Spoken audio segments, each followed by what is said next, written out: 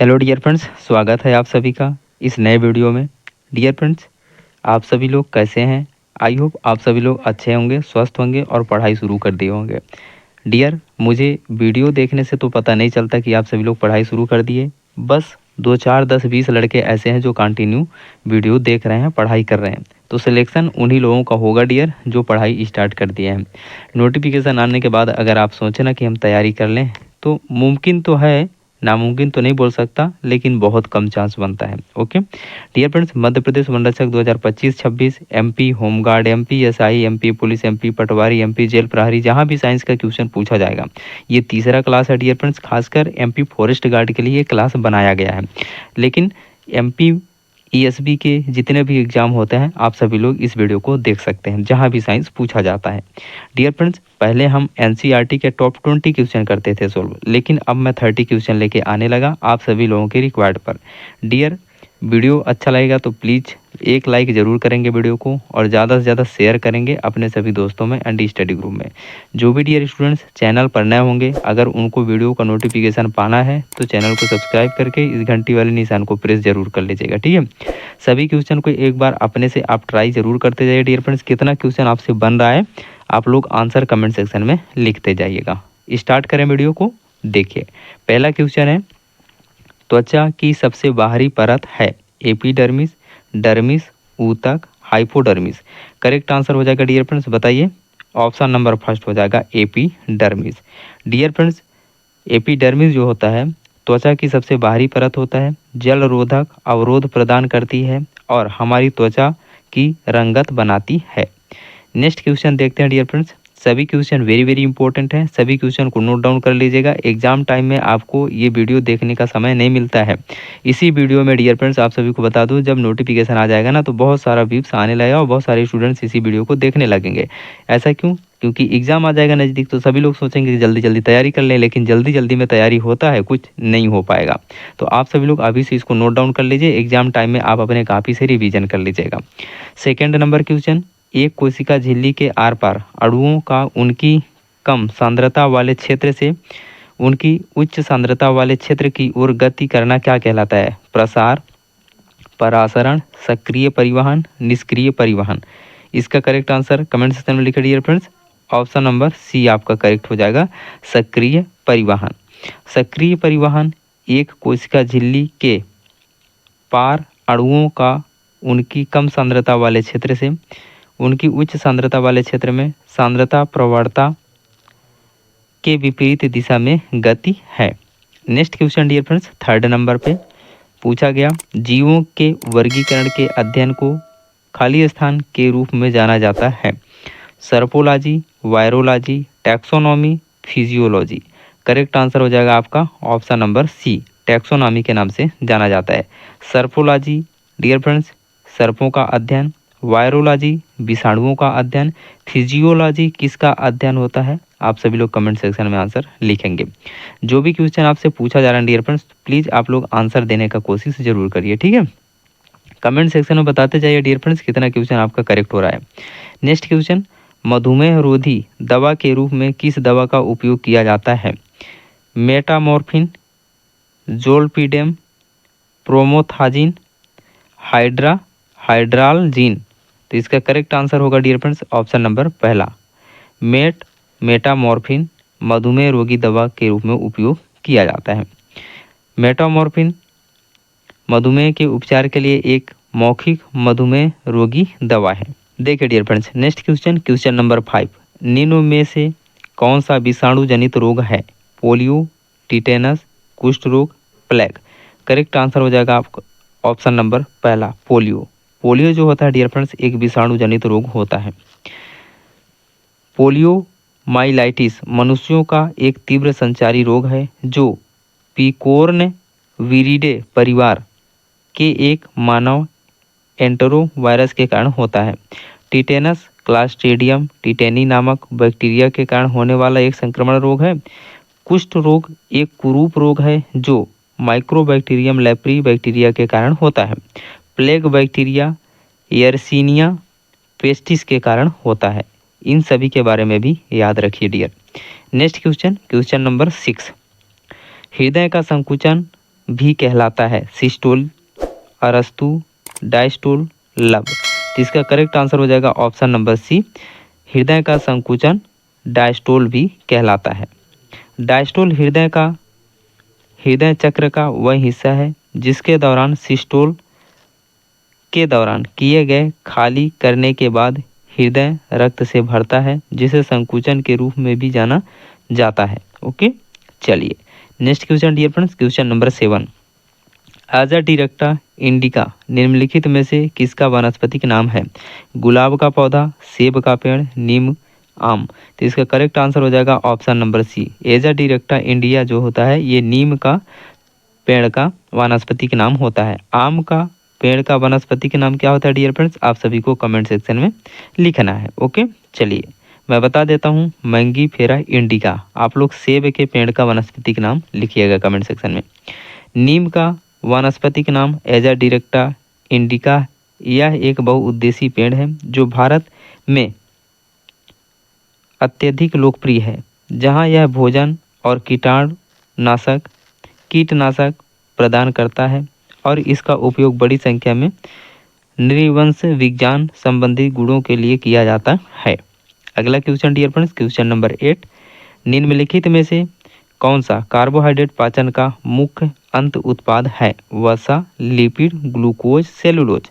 Correct answer हो जाएगा आपका option number C, glucose. Okay, important point dear friends, carbohydrate के पाचन के अंतिम उत्पाद ग्लूकोज, फ्रैक्टोज और ग्लैक्टोज होता है। तो इन तीनों में से ऑप्शन में कौन दिया था? ग्लूकोज।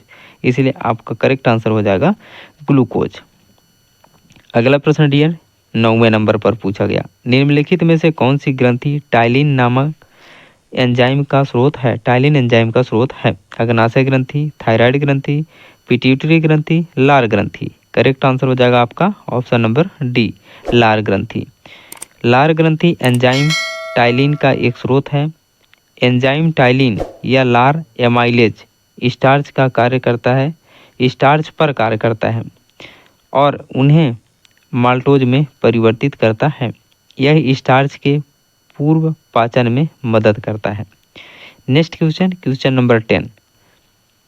पौधों में भोजन और अन्य पदार्थों के परिवहन के लिए निम्नलिखित में से कौन जिम्मेदार होता है? जाइलम, फ्लोएम, क्लोरोप्लास्ट, इनमें से कोई नहीं। तो इसका करेक्ट आंसर हो जाएगा option number B, phloem. Phloem जो होता है पौधों में भोज्य पदार्थों के परिवहन में मदद करता है। और जाइलम का कार्य क्या है पौधों में डियर फ्रेंड्स, आप सभी लोग कमेंट सेक्शन में आंसर लिखेंगे। डियर फ्रेंड्स, फ्लोएम पौधों में भोजन एवं अन्य पदार्थों के परिवहन के लिए जिम्मेदार होता है। जाइलम पानी और विलेय को जड़ों से पत्तियों तक पहुंचाता है। आपको आंसर यहाँ मिल गया डियर फ्रेंड्स। चलिए नेक्स्ट क्वेश्चन आपसे पूछता हूँ मैं आगे। डियर, अगर अभी तक वीडियो को लाइक नहीं किए तो प्लीज़ इस अंगूठे वाले निशान को प्रेस कर दीजिए डियर फ्रेंड्स। आप सभी के लिए मैं इतना मेहनत कर सकता हूँ ड्यूटी करने के बाद भी, तो आप लोग वीडियो को प्लीज़ लाइक करके शेयर तो कर ही सकते हैं ना मेरे इस मेहनत के लिए। जो भी डियर स्टूडेंट्स इस चैनल पर नए होंगे तो चैनल को सब्सक्राइब कर लेंगे और इस घंटी वाले निशान को प्रेस कर लेंगे, तभी आगे के वीडियो का नोटिफिकेशन आपको मिलता रहेगा। नेक्स्ट क्वेश्चन डियर फ्रेंड्स, प्रतिदीप्त नालिकाओं में सर्वाधिक प्रयुक्त होने वाला पदार्थ है सोडियम ऑक्साइड और आर्गन, सोडियम वाष्प और नियान, पारा वाष्प और आर्गन, मर्क्यूरिक ऑक्साइड और नियान। करेक्ट आंसर हो जाएगा आपका ऑप्शन नंबर सी, पारा वाष्प और आर्गन। डियर फ्रेंड्स, जो फ्लोरेसेंट लैंप ट्यूब होता है कम दबाव पारा वाष्प और आर्गन युक्त गैस से भरा होता है। कभी कभी किसिनिन, नियान या क्रिस्टल जैसी गैसों का भी उपयोग किया जा सकता है। लैंप के अंदर का दबाव वायुमंडलीय दबाव का लगभग 0.3% होता है। इंपॉर्टेंट पॉइंट है डियर फ्रेंड्स, याद रखिएगा, ठीक है। अगर टफ क्वेश्चन पूछा जाएगा तो आपसे ऐसे ही क्वेश्चन पूछा जा सकता है। नेक्स्ट क्वेश्चन डियर फ्रेंड्स, चूना पत्थर का रासायनिक नाम क्या है? Calcium carbonate, magnesium chloride, sodium chloride, sodium sulphide. Correct answer हो जाएगा आपका ऑप्शन नंबर पहला, कैल्शियम कार्बोनेट। इसका फार्मूला क्या होता है? CaCO3। यह एक चूना पत्थर होता है। डियर फ्रेंड्स, चूना पत्थर एक तल छठी चट्टान है जो मुख्य रूप से कैल्शियम और एरेगोनाइट खनिजों से बना है जो अलग अलग हैं। कैल्शियम कार्बोनेट CaCO3 के क्रिस्टल रूप चूना पत्थर सिलिका और अन्य अशुद्धियों को लोहे से हटाने के लिए बांधता है। अगला प्रश्न डियर फ्रेंड्स, मोनोजाइट किसका अयस्क है? जिरकोनियम, थोरियम, टाइटेनियम, लोहा। करेक्ट आंसर हो जाएगा आपका option number B, thorium. Monazite जो अयस्क है किसका है? थोरियम का। मोनोजाइट थोरियम, लैंथेनम और सेरियम के लिए एक महत्वपूर्ण अयस्क है। भारत, मेडागास्कर और दक्षिण अफ्रीका में मोनोजाइट रेत के बड़े भंडार हैं। Next question dear friends, radio धर्मिता मापी जाती है। पूछा जा रहा है रेडियो धर्मिता किससे मापी जाती है? हाइड्रोमीटर से, गीजर काउंटर से, सिस्मोमीटर से, एमीटर से। तो इसका करेक्ट आंसर हो जाएगा ऑप्शन नंबर बी, रेडियो धर्मिता गीजर काउंटर से मापा जाता है। नेक्स्ट क्वेश्चन, क्वेश्चन नंबर 15, बहुत इंपॉर्टेंट क्वेश्चन है। ये क्वेश्चन कई बार एग्जाम में पूछा जा चुका है। ठोस कपूर का कपूर के वाष्प में बदलने की प्रक्रिया कहलाती है? वाष्पीकरण, हिमीकरण, गलना, ऊर्ध्वपातन। करेक्ट आंसर हो जाएगा आपका ऑप्शन नंबर डी, सब्लिमेशन ऊर्ध्वपातन कहलाता है। विकल्प डी सही हो जाएगा आपका डियर फ्रेंड्स। ठोस कपूर सीधे कपूर वाष्प में बदल जाता है और इस प्रक्रिया को ऊर्ध्वपातन कहा जाता है। ऊर्ध्वपातन वह प्रक्रिया है जिसमें कुछ पदार्थ गर्म करने पर सीधे वाष्प में परिवर्तित हो जाते हैं। जैसे गर्म करने के बाद ठोस किस में बदलना चाहिए? द्रव में, और फिर यह द्रव किस में बदलता है? गैस में। लेकिन कुछ ऐसे पदार्थ होते हैं जिनको गर्म करने के बाद डायरेक्ट वो ठोस से कहाँ चेंज हो जाते हैं? गैस में चेंज हो जाते हैं। इसी प्रक्रिया को ऊर्ध्वपातन कहते हैं। और जब ठंडा किया जाता है तो सीधे ठोस रूप में बदल जाता है। ओके, चलिए नेक्स्ट क्वेश्चन, क्वेश्चन नंबर 16। आधा क्वेश्चन हम देख चुके डियर फ्रेंड्स। में से कौन सा सामान्य तापमान पर तरल है? सीसा, निकल, पारा, टीन। करेक्ट आंसर हो जाएगा आपका ऑप्शन नंबर सी, पारा। पारा का एटॉमिक नंबर आप सभी को कमेंट सेक्शन में लिखना है। अगला प्रश्न डियर फ्रेंड्स, निम्नलिखित में से कौन सा तरल ऊष्मा का बहुत अच्छा संवाहक है? निम्नलिखित में से कौन सा तत्व है डियर फ्रेंड्स? ये तरल नहीं है। निम्नलिखित में से कौन सा तत्व ऊष्मा का बहुत अच्छा संवाहक है? पारा, बेंजीन, ईथर, इनमें से कोई नहीं। तो इसका करेक्ट आंसर हो जाएगा डियर फ्रेंड्स ऑप्शन नंबर आपका पहला, पारा। पारा जो है ऊष्मा का बहुत अच्छा संवाहक है। इंपॉर्टेंट पॉइंट देख लेते हैं डियर फ्रेंड्स। विकल्प ए आपका सही हो जाएगा। पारा प्रतीक आपका क्या होता है? Hg होता है। के साथ एक रासायनिक तत्व है। पारे का उपयोग तापमापी में इसके विशेष गुणों के कारण किया जाता है। पारा ऊष्मा का अच्छा संवाहक होता है। देखिए डियर, नेक्स्ट क्वेश्चन 18 नंबर पर पूछा गया, अम्ल और क्षार के बीच होने वाली अभिक्रिया को क्या कहते हैं? विलवणीकरण, क्रिस्टलीकरण, उदासीनीकरण, ऊर्ध्वपातन। करेक्ट आंसर हो जाएगा आपका ऑप्शन नंबर सी, उदासीनीकरण कहा जाता है। विकल्प सी आपका सही हो जाएगा डियर फ्रेंड्स। जब एक एसिड और बेस को एक साथ रखा जाता है तो वे एसिड को बेअसर करने के लिए प्रतिक्रिया करते हैं और आधार गुण एक नमक का उत्पादन। इस अभिक्रिया को उदासीनीकरण अभिक्रिया कहा जाता है। अगला प्रश्न डियर फ्रेंड्स 19 नंबर पर पूछा जा रहा है आपसे कि निम्नलिखित में से किस धातु का उपयोग गैल्वेनाइजेशन के लिए किया जाता है?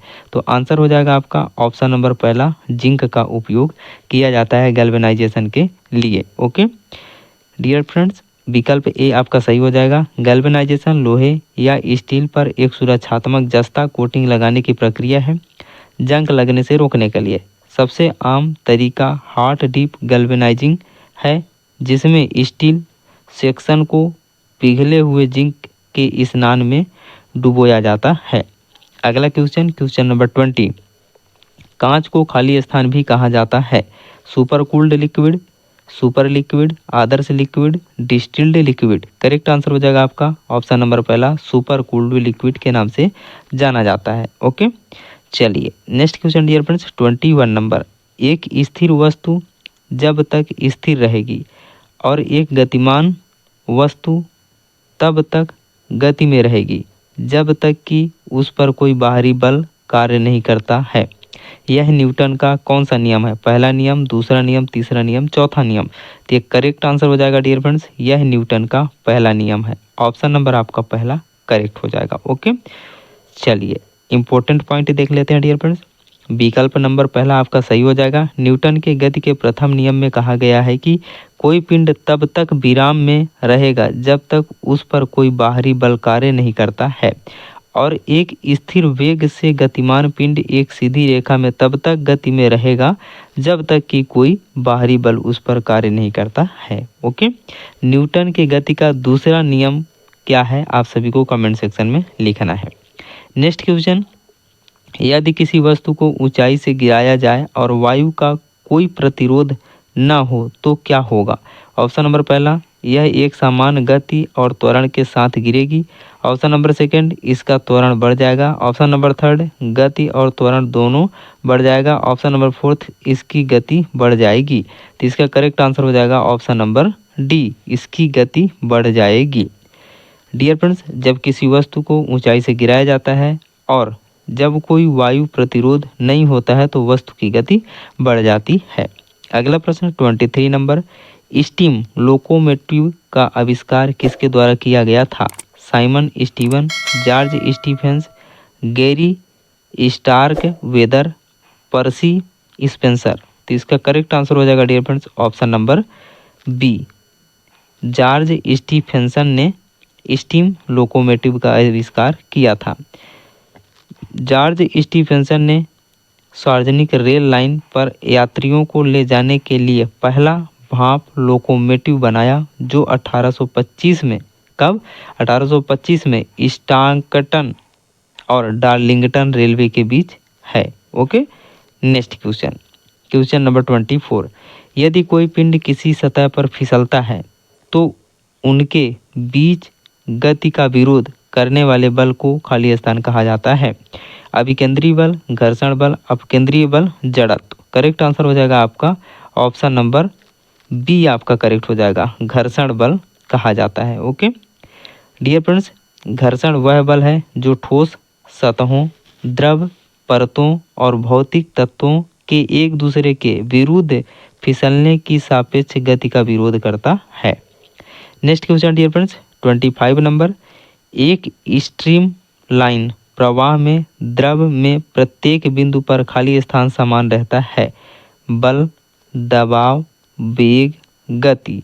करेक्ट आंसर हो जाएगा आपका ऑप्शन नंबर सी, वेग एक समान रहता है। धारा रेखा प्रवाह में द्रव में प्रत्येक बिंदु पर वेग समान रहता है।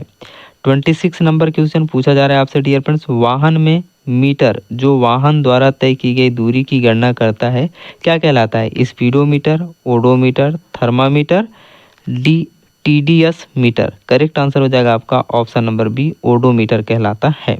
ठीक है, ऑप्शन नंबर बी आपका करेक्ट हो जाएगा, ओडोमीटर। स्पीडोमीटर स्पीड को बताता है। नेक्स्ट क्वेश्चन डियर फ्रेंड्स, यहाँ देख सकते हैं आप, एक ओडोमीटर या ओडोग्राफ एक वाहन द्वारा तय की गई दूरी को नापने के लिए एक उपकरण है, जैसे साइकिल या कार।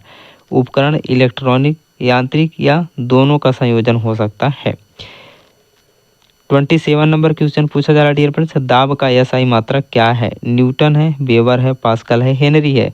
करेक्ट आंसर हो जाएगा आपका ऑप्शन नंबर सी, दाब का एसआई मात्रक हो जाएगा आपका पास्कल। ओके, दबाव के लिए एसआई पास्कल है, एसआई इकाई पास्कल है, जो 1 न्यूटन प्रति वर्ग मीटर के बराबर है। इकाई के लिए यह नाम 1971 में जोड़ा गया था। इसका नाम फ्रेंच पॉलीमैथ ब्लेज पास्कल के नाम पर रखा गया है। इंपॉर्टेंट पॉइंट है डियर फ्रेंड्स, ध्यान रखिएगा, जब कठिन क्वेश्चन पूछा जाएगा तो इसी प्रकार से आपसे क्वेश्चन पूछा जा सकता है। Next question dear friends, third last question, लोलक द्वारा एक दोलन पूरा करने में लगा समय कहलाता है? अधिकतम गति, औसत गति, समय अवधि, समय अंतराल। करेक्ट आंसर हो जाएगा आपका ऑप्शन नंबर सी, समय अवधि कहलाता है, टाइम पीरियड। ओके, एक दोलन पूरा करने के लिए एक पेंडुलम द्वारा लिए गए समय को इसकी समय अवधि कहा जाता है। Next question, second last question dear friends, निम्नलिखित में से किसे कोशिका का ऊर्जा गृह कहा जाता है? वेरी वेरी इंपॉर्टेंट क्वेश्चन है डियर फ्रेंड्स, ये कई एग्जामों में क्वेश्चन रिपीट हो चुका है। लाल रक्त कोशिका को, माइटोकॉन्ड्रिया को, श्वेत रक्त कोशिका को, प्लाज्मा झिल्ली को। तो इसका करेक्ट आंसर हो जाएगा ऑप्शन नंबर बी, माइटोकॉन्ड्रिया को कहा जाता है। Okay, next question dear friends, इलेक्ट्रॉनों की खोज किसने की थी? गोल्डस्टीन ने, जे थॉमसन ने, नील्स बोर ने, रदरफोर्ड में। तो करेक्ट आंसर हो जाएगा आपका option number B, J Thomson ने इलेक्ट्रॉनों की खोज की थी। प्रोटॉन का खोज किसने किया था डियर फ्रेंड्स? प्रोटॉन का खोज रदरफोर्ड ने किया था, ठीक है। और इलेक्ट्रॉन का खोज किसने किया था? इलेक्ट्रॉन का खोज जे थॉमसन, प्रोटॉन का रदरफोर्ड ने किया। और न्यूट्रॉन का किसने किया? रदरफोर्ड। न्यूट्रॉन का किसने किया? न्यूट्रॉन का खोज जेम्स चैडविक ने किया, चैडविक ने किया, ठीक है। तो इलेक्ट्रॉन का जे थॉमसन, प्रोटॉन का रदरफोर्ड और न्यूट्रॉन का जेम्स चैडविक। डियर फ्रेंड्स, मैं आप सभी को 30 क्वेश्चन सोल्व करा दिया। आई होप, मैं उम्मीद करूंगा आप सभी को वीडियो पसंद आया होगा। अगर वीडियो पसंद आया तो प्लीज़ एक लाइक ज़रूर करिए, वीडियो को अंगूठे वाले निशान को प्रेस कर दीजिए और ज़्यादा से ज़्यादा शेयर कर दीजिए अपने सभी दोस्तों में एंड स्टडी ग्रुप में, ओके। जो भी डियर स्टूडेंट्स अभी तक चैनल को सब्सक्राइब नहीं किए हैं तो सब्सक्राइब करके इस घंटी वाले निशान को प्रेस करेंगे, तभी उनको आगे का क्लास के वीडियो का नोटिफिकेशन मिलेगा। Take care, love you dear friends, मिलते हैं नेक्स्ट वीडियो में, तब तक के लिए आप सभी का आशीर्वाद। जय हिंद।